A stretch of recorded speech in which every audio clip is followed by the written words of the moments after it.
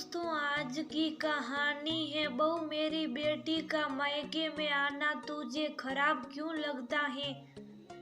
दोस्तों, कहानी शुरू करने से पहले अगर आपने चैनल को सब्सक्राइब नहीं किया हो तो कर लीजिए ताकि आपके पास पहुंच सके हर नया वीडियो। मानसी का सिर दर्द के मारे फटा जा रहा था। समझ में नहीं आ रहा था कि क्या करे। जूठे पड़े बर्तन उसको मुंह से डाल रहे थे। अभी भी वह अपनी ननद पूजा के साथ बाजार से लौट कर आई थी और पूजा उसको जबरदस्ती ले गई थी अपने साथ। उसने पूजा से कहा बीता दीदी घर में सारा काम पड़ा और काम वाली बाई भी नहीं आ रही, आप किसी और के साथ बाजार चली जाइए। लेकिन पूजा ने उसकी एक न सुनी। मानसी सोचने लगी जब जब पूजा आती तो हर बार यही होता। पूरा परिवार कहीं न कहीं मानसी को अनदेखा करता रहता और वह अकेलेपन से बहुत घबराती। सारा काम उसके सिर पर आ जाता। पूजा का फोन आया कि मम्मी मैं कुछ दिन के लिए मायके आ रही हूँ। पूजा दीदी का फोन आते ही वह घबराने लगी कि अब तो पूजा दीदी आने वाली है और फिर वही प्रताड़ना हमको झेलनी पड़ेगी। 2 दिन बाद पूजा के साथ आ गई। मानसी ने हर तरह से उनका स्वागत सत्कार किया। पूजा के दोनों बच्चे के व्यंजनों की फरमाइश पूजा और उसकी सासू माँ राधा किया करती और मानसी भी दौड़ दौड़ कर खुशी से सारी चीजें बनाती। लेकिन उसको खराब तब लगता जब पूरा परिवार एक साथ बैठ जाता और मानसी अकेले ये सारा काम निपटाती रहती। जब उसके खाने का समय आता तब तक या तो सारा सामान समाप्त हो चुका होता या बहुत थोड़ा बचता। मानसी कभी तो अपना मन मार लेती या कभी और कुछ अपने लिए बना लेती। चलो यहाँ तक तो सब ठीक है, लेकिन दिन भर पूजा और मानसी की सासू माँ राधा कमरे में बैठी बैठी सुख सा पता नहीं क्या क्या बातें करती रहती।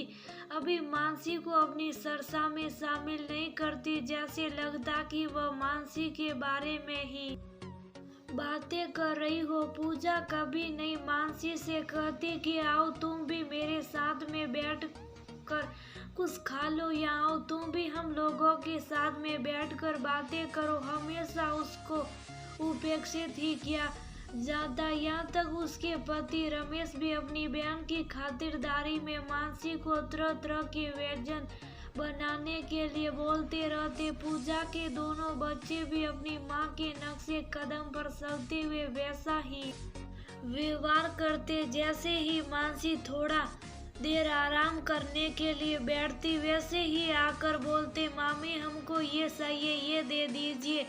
मानसी कहती कि जाओ अपने आप जा कर ये सामान ले लो, लेकिन तभी राधा बोल पड़ती 4 दिन को बच्चे आए तो क्या उसके लिए इतना भी नहीं कर सकती हो। मानसी को जबरदस्ती मन मार कर उठना ही पड़ता। कभी राधा ये नहीं सोचती कि सबके आने से मानसी का काम इतना बढ़ जाता है तो उसकी कुछ सहायता ही करवा दे। या पूजा भी कभी नहीं ये सोचना चाहती थी कि थोड़ी सी मानसी की मदद करवा दे।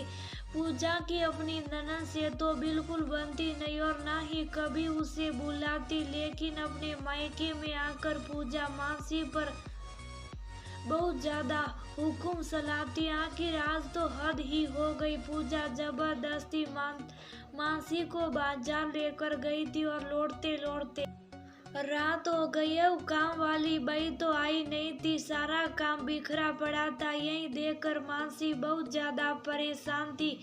पूजा तो बाजार से आने के बाद आराम से बैठकर सबके साथ गप्पे मारने लगी। राधा और रमेश भी साथ में बैठे थे।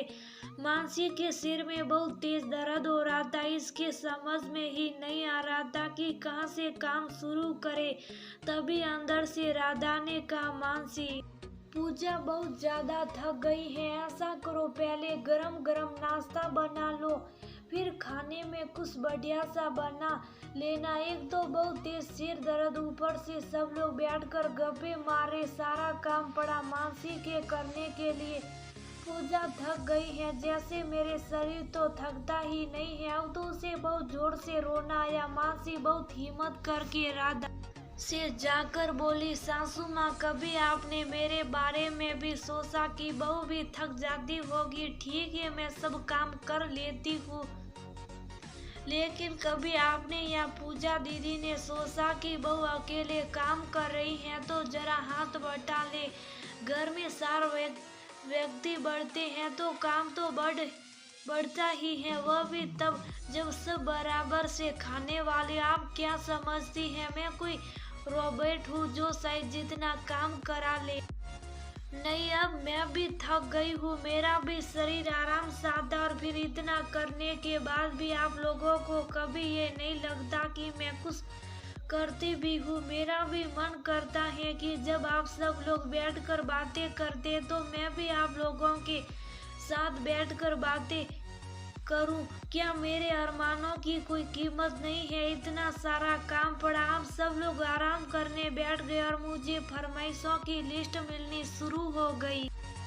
तभी राधा तपाक से बोली, लगता है कि तुमको मेरी बेटी का आना खराब लगता है। ये मेरी बेटी का मायका है, इसका जब मान सगाई आएगी तो मम्मी, मैंने कभी आने के लिए नहीं मना किया। मैं तो बस ये चाहती हूँ कि जब दीदी लोग आए तो आप लोग बस थोड़ी सी मदद करवा दीजिए तो मुझे भी अच्छा लगेगा। ये कहकर मानसी की आंखों में आंसू बहने लगे। तभी राधा बोली, लगता है तुम बहुत ज्यादा मेरी बेटी आने की दुखी हो जाती हो, लेकिन ये तो आती रहेगी। तभी मानसी भी बोली, ठीक है मम्मी जी, अब से जब भी पूजा दीदी आएगी तब मैं या तो मायके चली जाऊंगी या फिर आप लोग मेरी सहायता करवाइए। बहुत समझौता कर लिया मैंने अपने आप के अस्तित्व से, और अब बिल्कुल भी समझौता नहीं करूंगी, चाहे कुछ भी हो जाए। इतना कहने के बाद मानसी रोते हुए अपने कमरे में चली गई और पूजा और राधा वहीं पर बैठी बैठी मानसी के बारे में उल्टी सीधी बातें बनाने लगी। शायद उनको अभी भी सही बात समझ नहीं आई थी। कुछ लोग जीवन में कभी नहीं सुधरते या सुधारना चाहते ही नहीं है। पता नहीं लोग ऐसा क्यों करते हैं।